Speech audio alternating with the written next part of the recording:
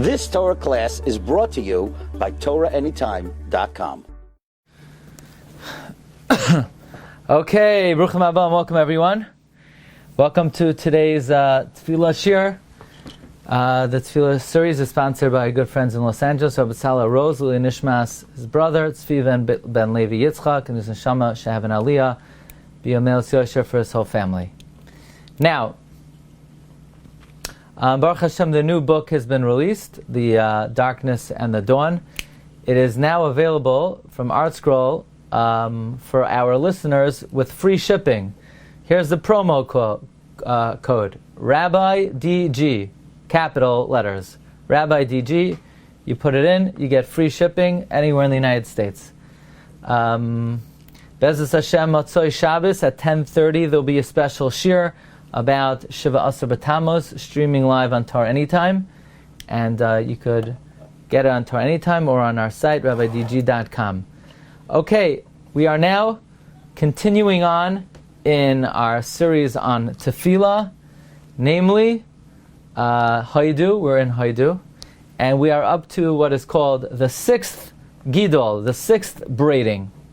We mentioned that Psukei de Zimra consists of 5 parts: Negadelcha, Nishabechacha, Nefaercha, Namlichacha, V'nazker Shimcha, corresponding to the 5 times in Shemona Esrei, in Baruch She'amar, that it says a lashon of Shevach. Gidol does not mean to magnify. Gidol means to braid, as in Miriam Megadel Seyar. Braiding means to take psukim that have a similar theme from different places of Tanakh and to weave them together. So the first segment of Hodu was the shiur that David HaMelech commissioned to be sung by the Tamid Shel Shachar.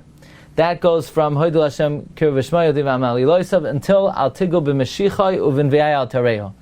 The next part of Hodu starts Shiur Hashem Kol Haaretz, and that ends V'Yomer Chol Ha'am Amen V'Halal Hashem. That was the Shira of the Tamid Shel Ben Harabayim. Then begins the segment of Shizor, of Gidol, of braiding. The first Gidol was the Gidol of Rachamim. The second Gidol was the Gidol of Oiz, strength. The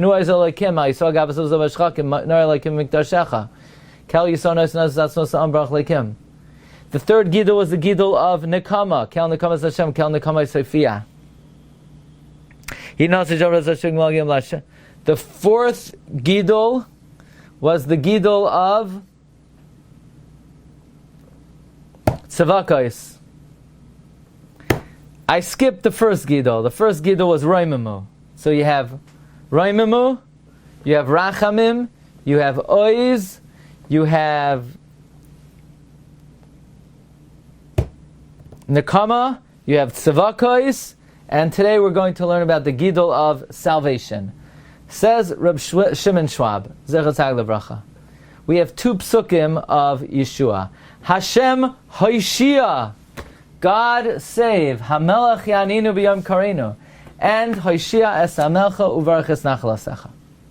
Says Reb Shimon Schwab, Yeshua Hi B'Makoim She'efes Tikva, V'Ha'adam Roya Es Atzmai Be'ein Oinim Uvelisham Eitza Upisayim Ba Yeshua Me'es Hashem. Yeshua is in the place of where there's no hope. You know what a Yeshua is? Yeshua is a salvation when it seems like it's hopeless. You have a situation, a health situation, a family situation. It seems like it's hopeless. And a person sees himself without any Eitzah. Upisayim ba Yeshua me'es Hashem, and the salvation comes immediately. Like Kriyas Yamsuf. They had the sea in front of them, they had the Mitzrayim behind them, they had the Midbar locking them in on all sides, they didn't know what to do. Vayoisha Hashem bayemahu miyad es Yisrael. That's salvation. Right, Yingala? What's your name, Yingala? What's your name? Avram Moshe? Ah, perfect. So Moshe Rabbeinu was at the Yam Suf, and Klal Yisrael didn't know what to do. They had the waters on one side, they had the Midbar on the other side, they had the Mitzrayim coming on them, They're up the creek without a paddle. They're between a rock and a hard place. And all of a sudden, Hashem split the sea. That's the Yeshua. That's what we daven. Hashem hoishia. Hashem save us. Save us when there's no hope. HaMelech ya'anenu b'yoim kareinu. She'ein lanu shum eitzah rak likrois v'litzloik elech. We have no alternative other than to cry out to you, like the pasuk says, "Vayiru ma'od vayitzaku b'nei Yisrael." We are very scared. We are very scared. You know, Rashi brings the mashal. You have a small animal that on the one hand is being chased like by a big vulture, and so it wants to run into a hole in the side of a mountain, and inside the hole is a snake. So what do? There's a snake coming in the little hole, and there's a vulture about to prance. So the mitzvah are coming on one side, and the yam was on the other side. What do we do if we have no alternative? We cry out to HaKadosh Baruch Hu. Now Rashi says, look at this Rashi. Rashi says that when we were at the Yam, Tafsu umanos avoisam, we grabbed the profession of our forefathers. By Avraham it says, Al Hamakam Asher Amad Sham. When does it say Al Hamakam Asher Amad Sham? That's when Avraham daven Shachris. Yitzchak lasuach basade, Yaakov vayifka b'makom. So what Klal Yisrael did was we followed the pattern and the model of our forefathers. What's amazing is Rashi cites the very psukim that teach that Avraham was Masakin Shachris, and Yitzchak was Masakin Mincha, and Yaakov was Masakin Marev. V'yachar kach mispalalim, then we say, Hoshia Samecha, save your people, Ubarachas Nachlasecha, because we are the Nachal of Hashem.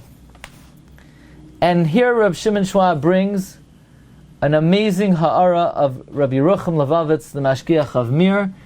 This is a life changer, game changer. Rashi says, Bnei Yisrael cried out to Hashem. We grabbed a hold of the profession of our forefathers. And what psukim does Rashi quote? Does Rashi quote psukim that when Avraham was in a jam in the fires of Ur Kasdim, he cried out to Hashem, save me? No. He quotes the pasuk that Avraham Avinu daven shachrish. Rashi says, Yitzchak Avinu also daven to Hashem. What does Rashi cite about Yitzchak? When he was on the Akedah and he said, someone help me? No. When Yitzchak daven mincha. And does Rashi cite a pasuk that when Esav was running after Yaakov and Yaakov said, Hatzileni no miyad achi? No. Rashi quotes the pasuk Yaakov daven Marev. I don't understand. Klal Yisrael, Rashi just set up, are between a rock and a hard place. They're in a desperate situation. They don't know what to do. It seems like it's impossible. And we davened, and we were following what the Avos did. The Avos didn't do that in these psukim. The Avos were just davening Shachris Mincha Marev. Oh, says Rabbi Yerucham, if Rashi is trying to learn out from what the Avos did, then ba lelamed v'nimtza lamed. You know what we learn from here? If the Avos' Tefilla is where we learn out that we need to daven al hayam when we're desperate, then now we understand what kind of shachris Avraham Avinu davened, and what a mincha of Yitzchak looked like, and what a marav of Yaakov looked like, and what any shachris mincha marav looked like. If Rashi is marshaling that what Klal Yisrael did at the Yam is emulating the Avos, but Klal Yisrael and the Yam were desperate, and Avraham Yisrael were just davening Marev, it must be the way the Avos davened to HaKadosh Baruch Hu, was they davened, Ribono Shel Olam, I can't breathe, I can't walk, I can't see, I'm hopeless without you, my life is as if I'm at the Yam Suf with Mitzrayim running after me. In other words, the passion and the fervor that the Avos HaKadoshim put into their tefillah was always like a tefillah be'ez tzara, because they recognized their utter dependence on HaKadosh Baruch Hu. We think, we only daven like our lives depend on it when we feel that our lives depend on it. But on a regular day, we just, we have to check off Shachris Mincha Marev. For us, it's a check-off box. It's a list that I daven Shachris today. But the Avos, says Rav Shav, ve'emes nimtza lamed laharis derech ha'avos she'espalu l'fnei HaKadosh Baruch Hu ki'ilu lo'yhoisa lahem shum eitza v'tikva. They daven to Hashem as if they had no hope, ubuli ezer mikodesh, without any assistance from on high, lo yuchlu lahamshich b'chayim kal kal, they cannot continue on with their life at all. Umizeh yilmaid ha'adam, from here a person should learn. Shebechol pam shemispalo shmoina esrei, whenever we pray shmoina esrei, tzarech lehidamos, we need to imagine, ki'iluhu b'toich b'nei Yisrael lefnei kriyas yamsuf. We should imagine our situation is similar to that of the Jews by the Yam. And pour out your heart like your life depends on it, because it does. Now it comes to Avigdor Miller.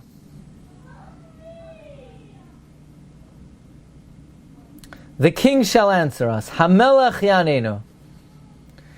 Here are the two conditions that are needed for us to trust in Hashem. Hashem, which is Hashem's kindliness, and Hamelech, which is Hashem's power. Now,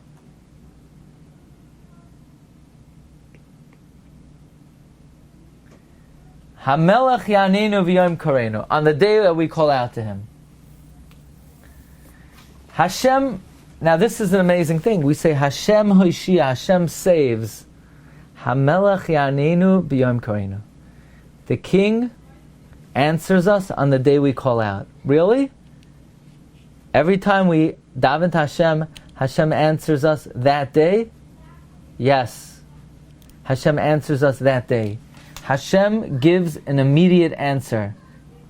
Even though a man cannot see the answer, but Hashem does not delay, He doesn't tarry, He forthwith begins to rescue the one who entreats Him. When you daven, Hashem immediately starts to help. Not tomorrow, not in a week, not in a year. When you call out, Hashem, help my friend, help my son, help my daughter, help my sister, help my brother, help me. Hashem answers immediately, He starts helping. Hashem hoshia. Not Hashem, you should answer us. Hashem, yeah, He does answer us. However, in addition to this, we request that He demonstrate openly His answer on the day when we call to Him. Why? Because we want Hashem to answer we want Hashem to answer us on that day, so that we gain the joy of trust in Him, which is reinforced when He performs justice, and in order to magnify His glory among mankind, when all can see and recognize that the mass universe intervenes in the affairs of man. So there are two reasons specifically we want Hashem to answer us immediately when we call out to Him. Number one, so that we should gain the happiness of our trust in Him, and number two, so that the world recognize that Hashem interferes in our activities. Then we say like this: Hoshia esamecha, save your people. Hoshia esamecha, save your people. Says Rav Miller, we're not saying, God, we are your inheritance yet. We're just your people. So let's say there's a province that are so poor, they don't bring revenue to the king. He is obligated to come to their aid against their enemy. You know why God has to help us? Because we're His people.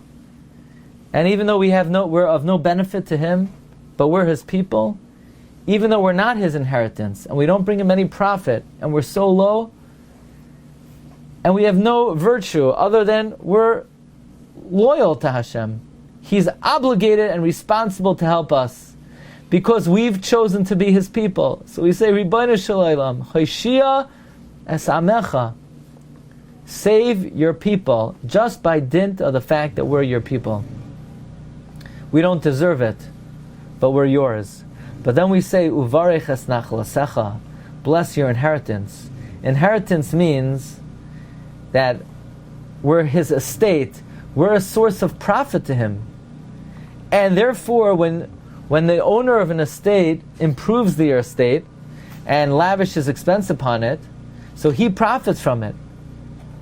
So we're God's inheritance because we're His vineyard. And God therefore expects us to produce good grapes and precious wine. And the good grapes are the tzaddikim, and the precious wine are the observance of mitzvahs. And we say, Ribono Shel Olam, please, not just help us, uvarech, bless us. We want you to invest in your vineyard, because we're not just your people. We're your grapes. We want you to put up a nice fence.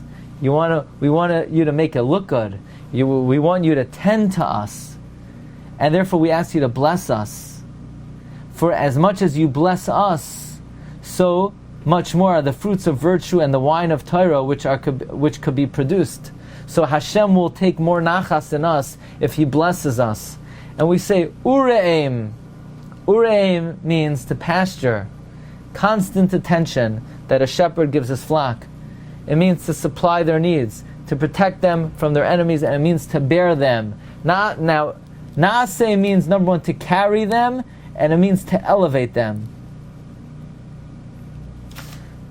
Says Rav Miller, the uplifting is Hashem's promise to Moshe Rabbeinu that v'neflinu ani v'amcha.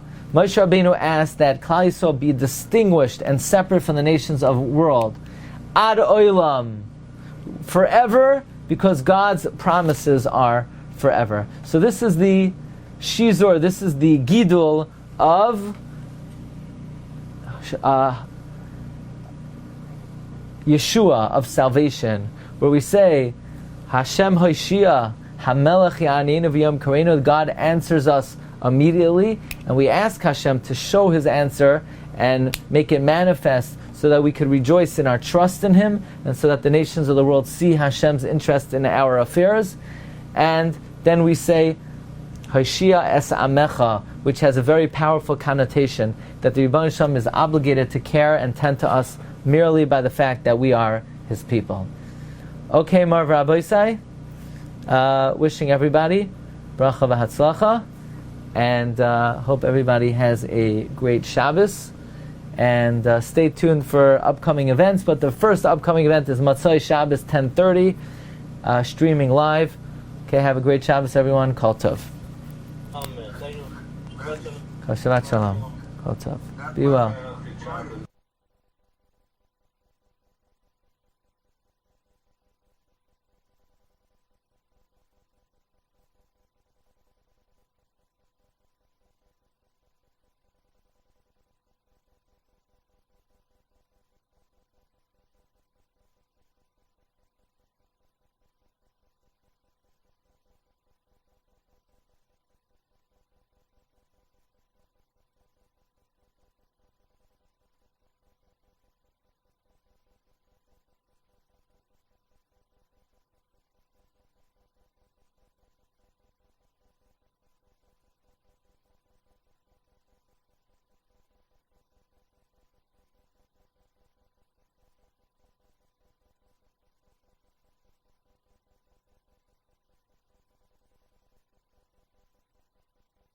You've just experienced another Torah class brought to you by TorahAnytime.com.